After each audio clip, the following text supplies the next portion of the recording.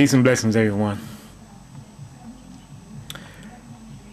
Something that has been deep on my mind within the last couple months, and just analyzing what's going on in this world, my place in this world, maybe even my mission in this world. And I was really starting to question the need for revolution. I mean, a true, actual revolution, a war, a fight. And I've been questioning about the justifications for such. There are, of course, different factions here in the U.S. who say a revolution is needed. There's a lot of talk. There's a lot of talk. It's been a lot of talk for years. But of course, it's been a long time since the actual revolution took place. And so I was questioning, does that really need to happen? I mean, does a war really need to take place here in the United States to change things? To change the truth that we have an unfair system set up, an unjust system in all different aspects of life here in the U.S., the haves and the have-nots. And you look at, even for some of the have-nots, they are, I don't know, I want to say brainwashed. I believe the truth is they are brainwashed to just accept their state of being, their condition, to be content in not having, and to believe that it's best to stay in this current system and to fight through it and to work hard to try to get yourself out of it, knowing that you only have a chance to get out of it. It's not guaranteed. Everybody only has a chance, but only a chance, because everybody can't get out.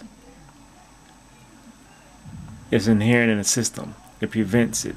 So, I mean, if something is so unjust, but that's the thing. Is it just unjust in my mind? You know, is it just my opinion, my belief that's unjust? I believe the truth shows it's not. I guess it would depend on what a definition of unjust is. For me, having people suffer, people having to go without, having to strive to survive day by day, to have to get food to feed their family. A system where people just, you're not living. But then again, you have to believe that you're not truly living, and a lot of people don't believe that. They believe that, you know, life is about struggle. You know, life is about pain and suffering. You know, life is about hard work. Some people believe that. I don't believe that. So once again, it's people, it's you believing that something unjust is occurring, wanting to stand up and fight for the injustice, and then getting people to back you up. And so, like I said, I've been wondering, and that's wondering why. So basically, I was thinking about going to war against the U.S. government and what that would entail. And part of my thinking is like how people do that who have set up coups against the government, and people who start things secretly, organizations, how they do it without knowing that somebody within their circle is a traitor. I'm just not one for secrets, really. I mean, for me, if I was gonna do that, I would just come straight out and tell it. Whether I would have the government knock on my door or not, doesn't matter. Because then I would know who was truly standing up. Because, you know, once I try to go the back door route, trying to find people, trying to, you know, get on that, hey, you interested? It's like, I can never really trust anybody if I did it secretly. If I'm out open and saying it, then they should be out open saying it. And if we are considered enemy combatants against the U.S. immediately, then it'll be known immediately, and we will fight immediately. So, like I said, it's just something I'm thinking about. Would it be just? Is it necessary? Is it something that I should actually do, seek to pursue? With that being said, I think I came to the revelation the last couple of days that maybe that isn't the best way to go about fighting to get something achieved. Maybe war only brings more war. You know, the saying, you can't achieve peace through war. And maybe that's true. And maybe that's why there just continue to be wars. Because, every time there is a revolution that people are trying to stand up for change, and it's done through wars. It's been done through wars or fighting, except for a few instances. But mostly it's been fighting, and that's maybe why I continue to have war and fighting. So the question is, well, how do you change an unjust system? How do you do that? How do you save yourself? Well, maybe you remove yourself. It takes removing yourself. If I feel the United States government is unjust, think the U.S. is just full of bullshit, for lack of a better word, then of course there'll be plenty of those, well, leave the U.S. And of course there'll be those who, well, nigger, go the fuck back to Africa. But leaving the U.S. will still only take me to another unjust system. Because I don't believe there is any system here on this globe, on this planet, that is just in the way I perceive a just system. And once again, this is my opinion. I believe the truth bears out to this, but I can tell you the truth, but unless you seek it, the truth of what I say, and accept it yourself, then for you at least, it will only be my opinion. And I can't prove the truth to you. You have to want it yourself. So, removing oneself from a system, and it brings to mind, it makes you understand why there are a lot of times religious groups and sects who end up isolating themselves from society as a whole, go off into the woods somewhere. I mean, because what else are you supposed to do? Once again, it's like the flee or fight response. When you're confronted, either you're going to fight or you're going to flee. So, do you fight or do you flee? And they're fleeing in essence instead of trying to stand there and fight. Unfortunately, it seems like when this is done, most of these little organizations, sects, it's like they seem like they end up doing something immoral within a sect. I don't know, always something. It's like it always comes down to something sexually occurs. They're having sex with kids, and all this stuff goes on, and they claim I was brainwashing. I mean, that's what is always portrayed, in news media, or whether it's true or not, I don't know. You got the David Koresh in them, and it seems like it's always something. But we never really know the truth about these things. We only have what is shown to us, by the powers that be. So, once again, fleeing. So, once again, I've come to the conclusion of fleeing, and I've come with a 40-year plan. I'll be 39 soon. So in essence, it's going to be like a 41.5-year plan, but I'm called 40-year plan. So basically by the time I'm 80, I want to have established my own society that is guided by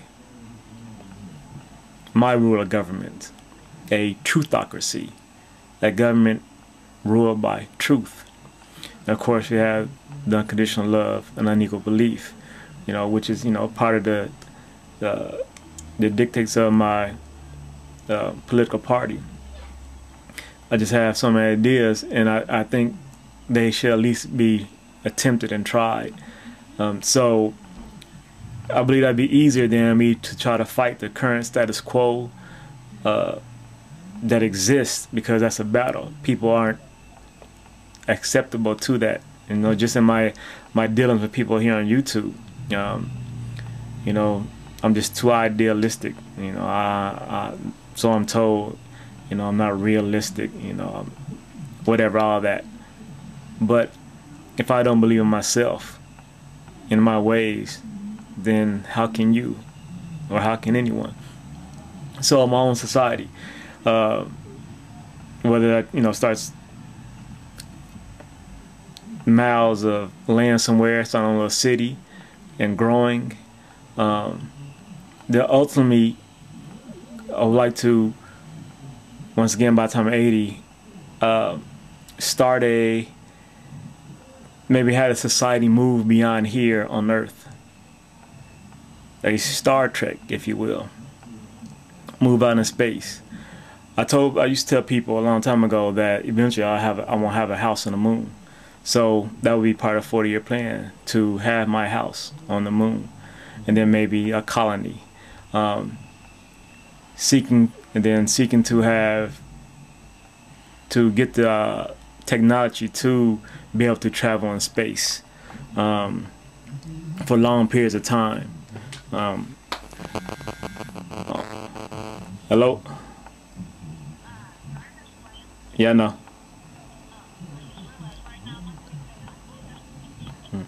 Okay, but you know, I don't know if that necessarily entails, you know, having, you know, warp speed technology and all that, you know, but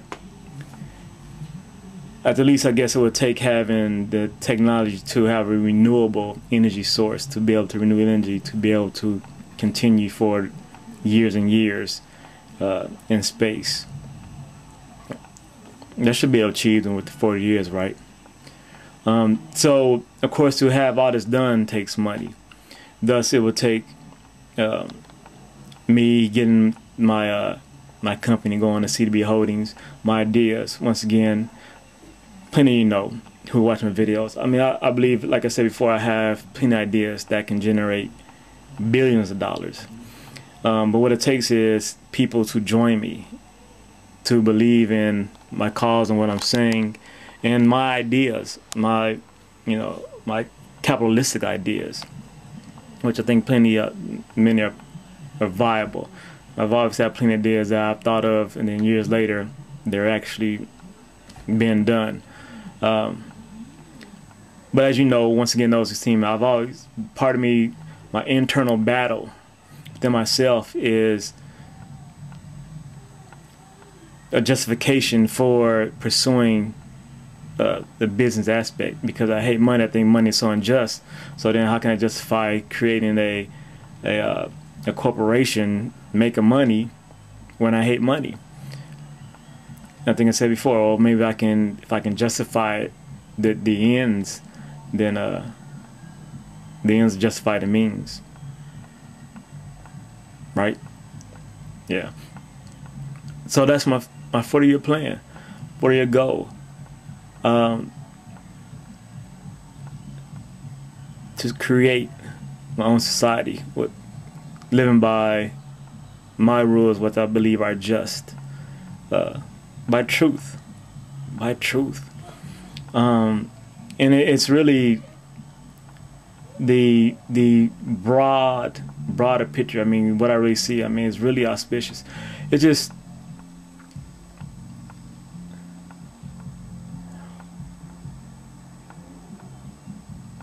one thing I was thinking, and just to let you know where I'm going, and I was wondering if, as part of a society, you know, a humane society, if you will, I mean, as part of evolutionary growth of humans, if part of having people of different religions, if we should actually do that for a purpose, that we will actually have people within different religions for the express purpose of examining it for truth to see if it actually is a truth, and so that is monitored, so that people who are Christians, they're monitored if they live the true Christian way, and by the precepts and dictates of the Bible, and really what it be is for the further advancement of the human race. Because, for instance, if the Bible is true, Christianity is true, well, there are going to be some who are going to go to heaven, which means there's some going to live, and others who are going to hell, which means they're going to die. So part of the human race is going to continue, and the rest is not. And so, as part of the desire for the human race to continue, we will have those who say, we need Christianity. So we have those who do Christianity, those who do Islam. These are nature, but they do it for the betterment of human existence and human development, and the ongoing in human life. Just in case it's true, all right. And if it's not, then we always stay in the truth of the questions that are raised in our religions, the doubts that are raised in religions and contradictions, and be truthful to that, and always, like I said, be truthful to that and aware of that, but move forward just in case it is true, so that some may live, right? So that some may live, and it just, we got to do more to work together as one being, trying to grow and evolve and move beyond where we are currently. I mean, I guess we will eventually. So where are we going to in the future? How do we get there? What are different means? How can we do things differently? How can we better things? How can we evolve?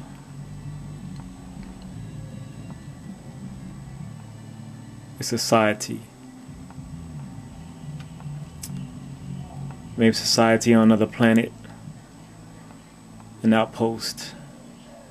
A Star Trek.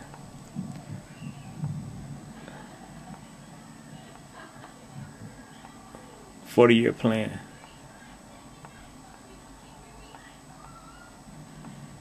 And then to be able to, at the end of my life, die in space.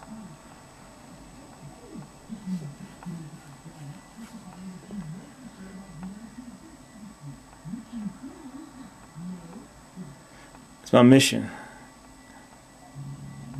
Could be hard and difficult, but it's 40 years. It's 40 years. It's time, right? Got time. I guess got time. Unless 2012 is accurate and we all gonna be dead in the next few years. But we'll see. God bless everyone. Peace and love.